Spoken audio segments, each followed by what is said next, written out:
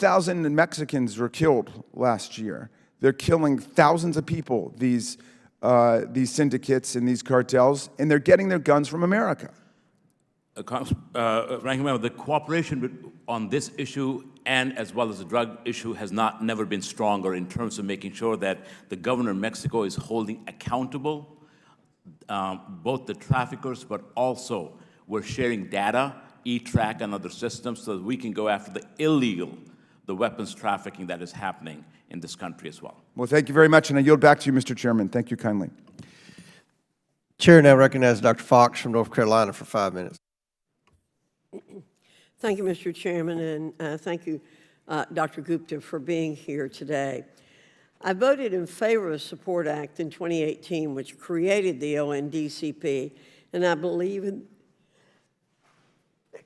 pardon me. Pardon me. Oh. Let me start all over again, if I might.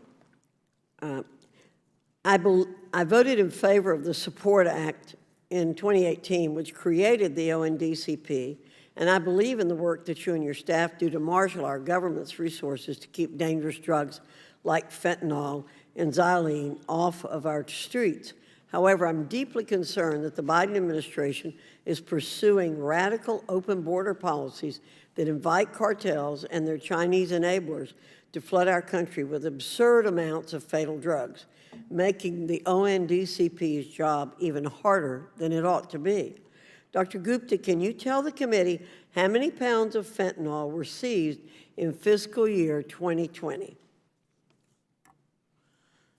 Congressman, I can get you the exact data for years, but the fact is we're seizing more fentanyl now than ever before. And I believe the official CBP data shows it's 5,600 pounds. So can you tell us how many pounds were seized in fiscal year 2021? It was certainly less than what we have now. It's 11,201 pounds. I'm using official figures. Fiscal year 2022, 14,700 pounds. And this year, and I'll remind those watching that we still have a few more months to go in fiscal 2023, 22,037 pounds. We've seized nearly 17,000 pounds more fentanyl in 2023 than we did in 2020. That's just a difference of 3 years.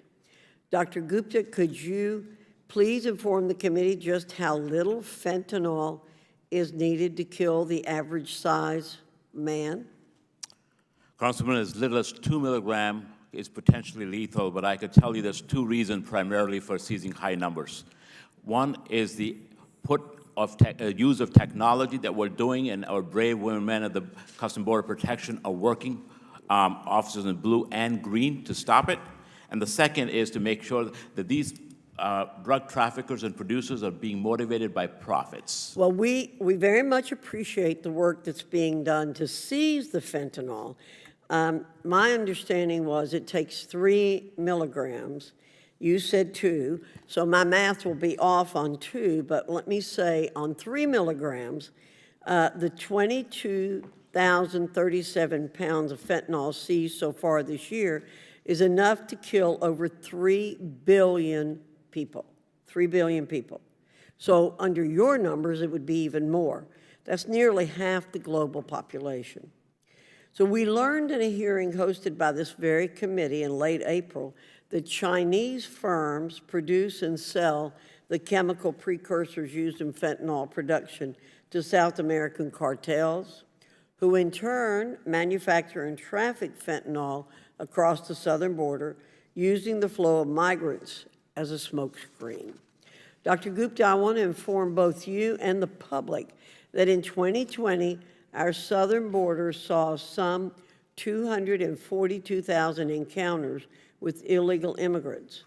I should note that these are the encounters that were recorded and that the true number is much higher. And so far in 2023, there have been a whopping 783,993 encounters. That's over 3 times higher than in 2020. And while I appreciate